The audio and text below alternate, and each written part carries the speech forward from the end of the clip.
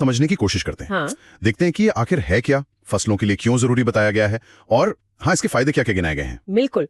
और ये दिलचस्प इसलिए भी है क्योंकि अक्सर हम किसानों को देखते हैं या बातें सुनते हैं तो ध्यान एनपीके मतलब नाइट्रोजन, फास्फोरस, पोटाश पर ज्यादा रहता है। हाँ, वो तो मुख्य खाद है। सही।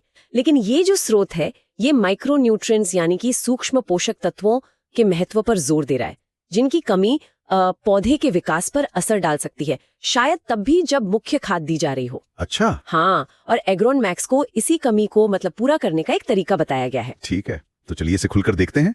ये एग्रोन मैक्स, ये है क्या असल में, स्रोत क्या कहता है? स्रोत के अनुसार ये एक मल्टी माइक्रो न्यूट्रिएंट मिश्रण है, मतलब कई सारे सूक्ष्म पोषक तत्व एक साथ। जैसे कौन कौन से तत्व? इसमें बताया गया है मैंगनीज, जिंक, कॉपर, मोलिब्डेनम और बोरॉन।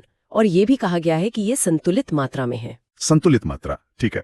और इसकी जरूरत क्यों पड़ती है? मतलब एनपीके तो डाल ही रहे हैं। हाँ, यहीं पर बात दिलचस्प हो जाती है। स्रोत कहता है कभी कभी मुख्य खाद डालने के बाद भी पौधों की बढ़त रुक सी जाती है या पत्तियां पीली पड़ने लगती हैं। हाँ, ये देखा है कई बार, पीलापन आ जाता है। बिल्कुल। तो ये संकेत हो सकता है, ऐसा बताया गया है कि माइक्रो न्यूट्रिएंट्स की कमी है और एग्रोमैक्स इन्हीं कमियों को दूर करने में मददगार हो सकता है। समझ गया, मतलब एनपीके अपना काम कर रहा है, लेकिन कुछ और भी चाहिए जो शायद मिट्टी में कम है। अच्छा, तो इसके काम करने का तरीका और फायदे, इस पर क्या जानकारी है? फायदे कई बताए गए हैं। एक तो ये कि ये सिर्फ कमी पूरी नहीं करता बल्कि पौधों को हरा भरा रखने में भी मदद करता है। हरा भरा मतलब क्लोरोफिल ज्यादा, फोटोसिंथेसिस बेहतर। हाँ, संभवतः वही मतलब है, जिससे प्रकाश संश्लेषण बेहतर होता है। और एक और बात है, फूल आने के समय पे। हाँ, फ्लावरिंग स्टेज पर। बिल्कुल, अगर उस समय से डाला जाए तो जानकारी कहती है कि फूलों की संख्या बढ़ सकती है। अच्छा, और फलों पर भी कुछ असर? हाँ, फलों पर भी असर बताया गया है। जैसे फलों की क्वालिटी मतलब गुणवत्ता वो सुधर सकती है और फल और फूलों को झड़ने से रोकने में भी मदद। ये तो बहुत अहम है, फल और फूल झड़ना तो बड़ी समस्या होती है। सही कहा। और इतना ही नहीं, फलों का आकार बढ़ाने में भी ये सहायक हो सकता है, ऐसा दावा है। तो ये जो सारे तत्व हैं, जिंक, कॉपर, बोरॉन वगैरह, ये करते क्या हैं पौधे में? देखिए, अगर हम इसे थोड़ा और गहराई से समझें तो ये जो सूक्ष्म पोषक तत्व हैं ये पौधों की कई अंदरूनी जैविक क्रियाओं के लिए बहुत जरूरी होते हैं। जैसे एंजाइम बनाने में इनकी भूमिका होती है, क्लोरोफिल बनने में मदद करते हैं और भी बहुत कुछ।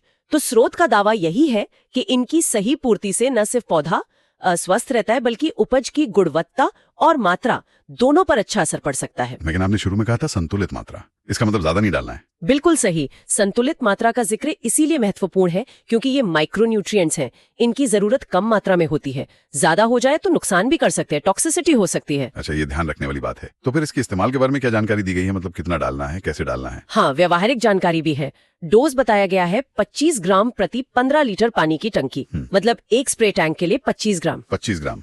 और इसकी कीमत अंदाजन? कीमत भी बताई गई है। 25 ग्राम का पैक लगभग 30 से 40 रुपए के बीच। ठीक है, ये तो काफी किफायती लग रहा है। और कौन सी फसलों पर इस्तेमाल कर सकते हैं या कुछ खास फसलों के लिए ही है? नहीं, जानकारी कहती है कि ये सभी तरह के फल और सब्जी वाली फसलों के लिए उपयुक्त है। सभी फल और सब्जियां, ठीक है। हाँ, और कितनी बार डालना है ये जरूरत के हिसाब से बताया गया है।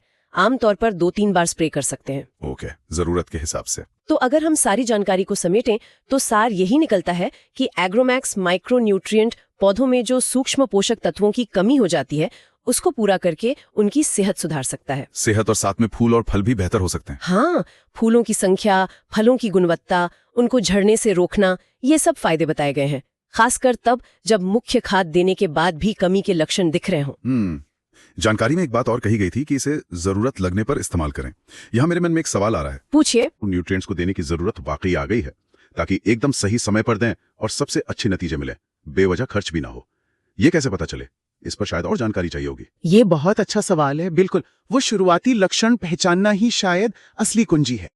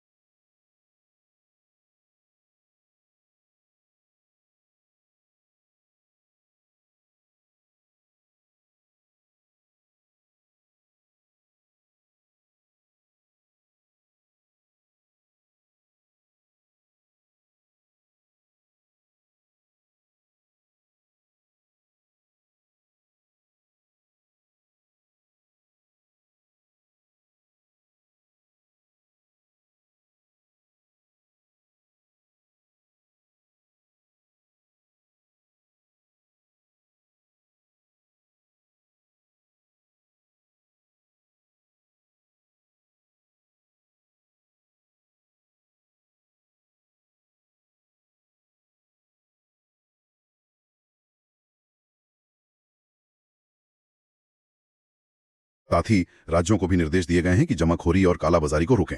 और जैसा हमने बात की, वैकल्पिक खादों जैसे एसएसपी, एनपीके मिश्रण और जैविक खादों को भी बढ़ावा दिया जा रहा है। किसानों के लिए भी शायद कुछ सुझाव हो सकते हैं। अपने लेवल पे वो क्या कर सकते हैं? हाँ बिल्कुल, सबसे पहली चीज तो है मिट्टी की जांच। अपनी जमीन की जांच कराएं और जानें कि उसे वाकई कितनी खाद की जरूरत है। बेवजह ज्यादा खाद डालने से बचें। सही बात है, जरूरत के हिसाब से ही डालें। दूसरा, जैविक खादों का इस्तेमाल बढ़ाएं। गोबर की खाद है, कंपोस्ट है, इनसे मिट्टी की सेहत भी सुधरती है। और फसल चक्र अपनाना भी एक अच्छा तरीका है।